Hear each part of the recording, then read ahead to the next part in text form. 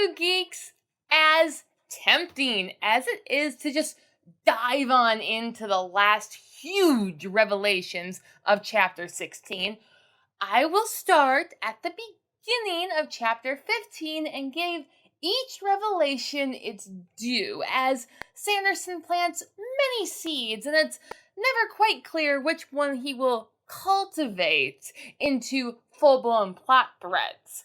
Even if one has a neon red flag attached to it, harbinging certain doom for those who know the tropes. Full spoiler warning for all Tor-released Cosmere content, including the back cover of Wind and Truth. And that's it! No extra required reading for today's video, though the Wheel of Time always helps. Not good!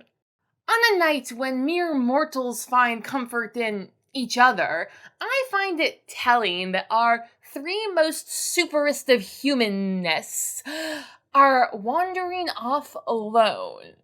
Of the three, Navani is the most, I haven't slept in 8 days! Stable? Though Dalinar is, of course, rock solid and stoic as he contemplates his solitude. He stood on his balcony, gazing out at the night, feeling alone. He was never truly alone these days, not with the Stormfather increasingly present in the back of his mind. Still, the sensation persisted. Dalinar alone against a god. On my most recent reread of the Stormlight Archive, I noticed Sanderson using the word alone to describe a lot of characters, and it's never really a good thing. This pricked my curiosity, but I never made a full connection until today, where I finally realized where I had heard this concept before and in a place that seemed meaningful for its connection to the Stormlight Archive. That being Genesis, where God generally observes that it is not good for man to be alone. And that's just a major theme in so much of modern fantasy. From Sanderson back to Jordan over to Paolini, and even Martin in his own Bassword way, all stemming from the works of Tolkien himself. Theoden King stands alone. Not alone. So it is fitting for those who are doomed to be contemplating their solitarity in the middle of the night. Not to mention, the most alone man in Urithiru that night is, of course, Wit, who, of course, displays his phenomenal cosmic power as he tries to recall that one time he went mano a mano against a god alone, and it didn't go so well. I had to gloat a little. Something happened in those lost minutes. He got the better of me, then excised the memory from my mind, letting me believe I'd won the exchange. Wit leaned forward and took her hand. He's grown. After 10,000 years, Race has actually learned something. That terrifies me. But if I can't anticipate what he will do... The development of this theme for me alone just snuffs out any romanticization of a hope I had that Dalinar could win the Duel of the Champions, where he is going up one-on-one against Odium himself. Sure, Dalinar may sorta, kinda, possibly bear the powers of another god, but it is in this duel where I fear he will remember that he is still only a man.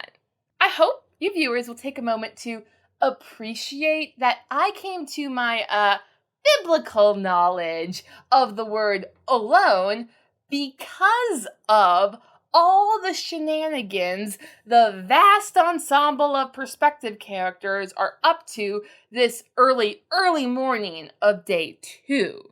Sanderson brings a Jordan-like comfort with finally taking his readers behind closed doors. Can you feel the love? Yasna is seeking companionship, though Wit is solitary, so it ain't working so well. While Fen and Kamakal are still young and in love at the age of 70, and it's kind of cute. Even Shallan and Adolin's relationship remains strong despite everything that's happened. It's good to remember that before we enter this three-way battle for the fate of Roshar itself, most of our characters are only human, and as humans need companionship, comfort, and even intimacy. Unless, of course, you are poor Yanagon I of Aesir, who now spends his time sleeping, dreaming about wielding the likes of a shard blade. Like that's ever gonna happen. With Sanderson's adventures in Yumi and the Nightmare Painter, it would not be surprising to see a complete upending of Asia's culture, as they will have to come to terms with the fact that their emperor is also a man, as they fall under attack from an army of fused. Given that Sanderson makes a note that Dalinar's grandfather's Takama's belt is wrapped twice, not 3 times, it appears that he's showing Dalinar as the steady leader who will guide Roshar to a new normal instead of being irrevocably broken, as we all fear. How this will affect the Aegis might last until the back 5, which I'm really interested to see, since we've had 5 whole books on the upheaval of Alethi and Vorin culture. But I still think that in the last-ditch stand to save his capital, Gox is gonna get a sword and it's gonna be awesome. Let me know your thoughts down in the comments. Writing and world building. The epigraphs for Day 2 are coming from The Way of Kings, and there's really no mystery about who wrote that. Though, with my theory that it was the Wind herself who inspired Nohadon to take his journey to the west, I am now scanning these epigraphs for insights into the character of the Wind herself.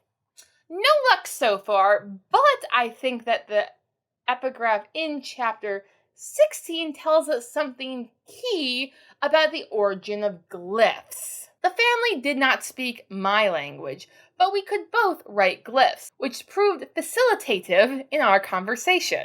This is a much more profound meaning than the crutch for illiterate men they were first presented as in The Way of Kings. A sign hanging out front bearing the glyph pair for book, and those glyphs were often styled into the shape of a book.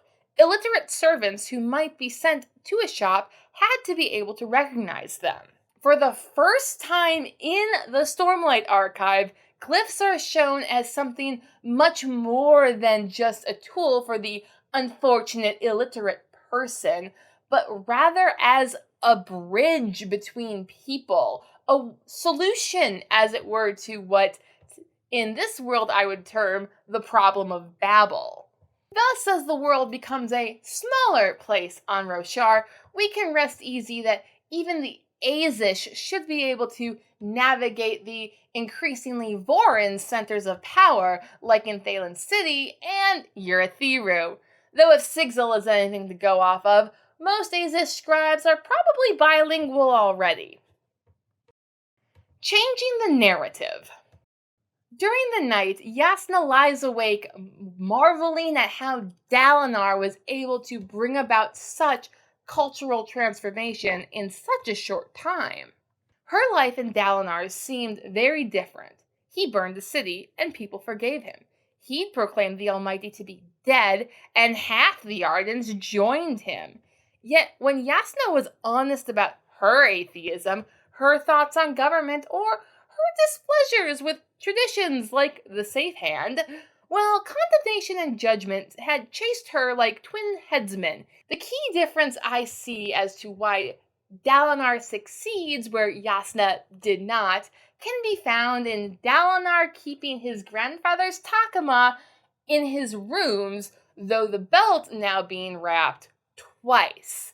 The Takama being metaphorical for everything that is good about Alethian Voran society, and it has its merits. However, at the beginning of The Way of Kings, we could all see there were glaring issues. The belt was wrapped 3 times and it was causing issues.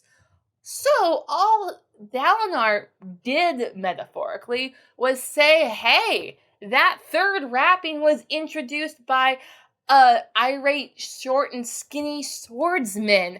Let's undo that superficial change anyway, and we can go back to days of old when knights were bold and showers were invented. Those were the days. I should clarify that I don't see Dalinar as one to make Alethkar whatever again. That was Gavilar's shtick.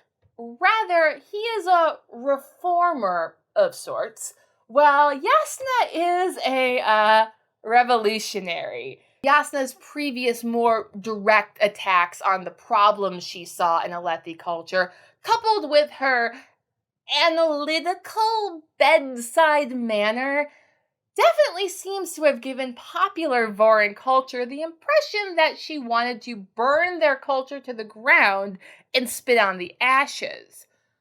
Though that somewhat changed when the Voidbringers attacked and they discovered she wasn't their enemy. Now, if only there was a deep, dark secret in Jasnah's past that she could share with the general populace to make them see her as human again.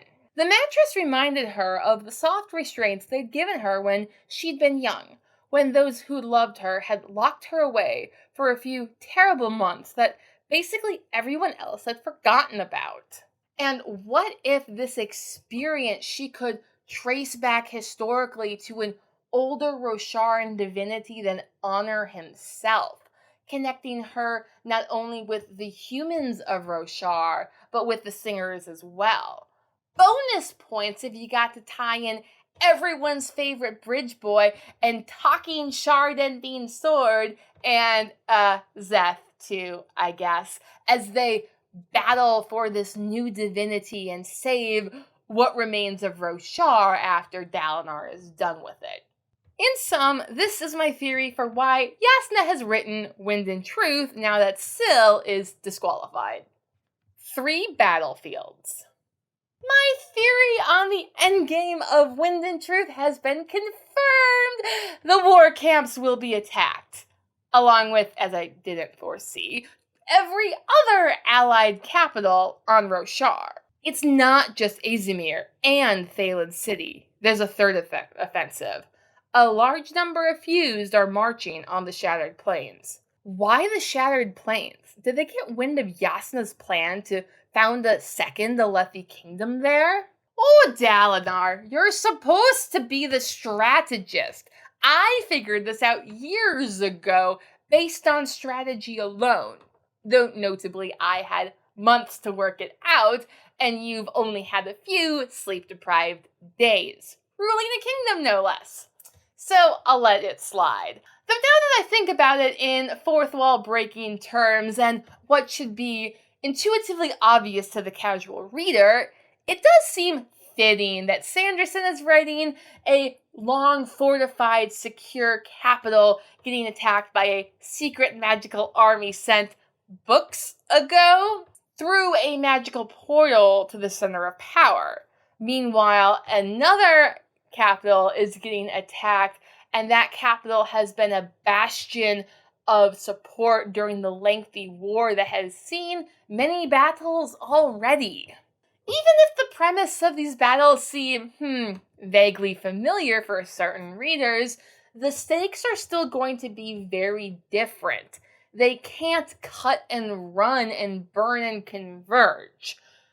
All they can do is stand their ground because once they give it up today, they've lost it forever.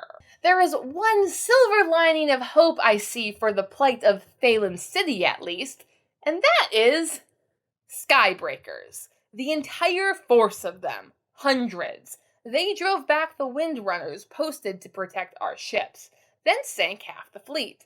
The other half of our armada scattered. but now an assault force is heading straight for Thaylen City. Skybreakers is the Order of Wind and Truth, no less, and they ain't loyal to Odium or the Fused. They're loyal to Nail, who has promised to teach Szeth about his surge of division. And now that Szeth is going on his little trip to Shinovar for the cleansing, now seems like an excellent time for Nail to finally get on that. Where I hope he will run into Kaladin and get some major therapy sessions that may in fact turn the tide of war in Thaylen City at least. And that's the last shred of hope and happiness I foresee as Sanderson drops a big, blatant red flag at the end of these chapters, complete with road flares. At the end of day 1, Kaladin and Shallan both demonstrated a rather competent sense of what genre they were living in. Dalinar, however, remains blissfully ignorant of such realities, unfortunately. "Grandpa?" Gav whispered, yawning. "You promised to play swords with me." "You need to sleep, Gav," Dalinar said softly, stepping toward him. "And Grandpa has important work today. We will play tomorrow. Bring him up to the tower top. Maybe after my meeting I can..." "Why must you hurt me in this way, Harry?" I am not okay with this. Keen readers will recall that Kaladin told his father something similar about showing him the top of the tower, and the next time those two were there on page was the storming Sanderlanche. Now Gav just wants to play swords with his grandpa and go to the tower's top for fun? I can't even. I guess now that Ishar has been cast as the anti-wind champion of the West, someone needs to be Odium's champion in Urithiru, and Gav now looks like the prime suspect because Sanderson is a jerk. But not the only suspect. We have Adolin still fuming about his mother's death. Honestly, I don't want to think about him or talk to him. I don't want to fix things between us. He thought waiting would let the pain fade. It had instead festered. He found himself more angry than he'd been when he first found out. But surely Adolin ain't about to betray the coalition just to get back at his dad. Besides, he's not exactly a suckling babe, and I don't even think Dalinar sees him as one anymore. I hope and think that Adolin refusing to forgive his father prior to his father dying at Gav's hands for refusing to kill him is exactly the sort of thing that's going to break Adolin open just enough to allow Maya Lauren to bring him to a new level of radiance and deepen their bond. Not to mention, there's that whole secret that cultivation is going to drop on Dalinar next chapter, I hope. I'm thinking whatever she has to say is going to be tied with what Tor released on the back cover weeks ago regarding Dalinar and Navani's plot for Wind and Truth. Dalinar and Navani seek an edge against Odium's champion that can be found only in the spiritual realm, where memory and possibility combine in chaos. I do hope that cultivation is sharding up fully and taking responsibility for how her interference has caused a complete derailment of Honor's entire plan for saving his people. It wasn't great, but until she messed it up, it was working. Now, that edge that seems to only be available in the spiritual realm, I think Dalinar and Navani are going to try and see who the champion could be. Who could they be? Who could it be? making it all the more tragic for Dalinar to discover at the last minute that all of the time he had been spending staring into the void of the future beyond, he could have been spending with his family, and now that lack of bond is going to come back to bite him hard. After all, it is not good for a man to be alone. Let me know your thoughts on all the revelations dropped these past chapters. Who do you think Odium's champion would be? The hunt has been rebooted with a fury, and have you changed your mind? Let me know down in the comments. As always, like, share, and subscribe if you want to see more. Thanks for watching. Bye!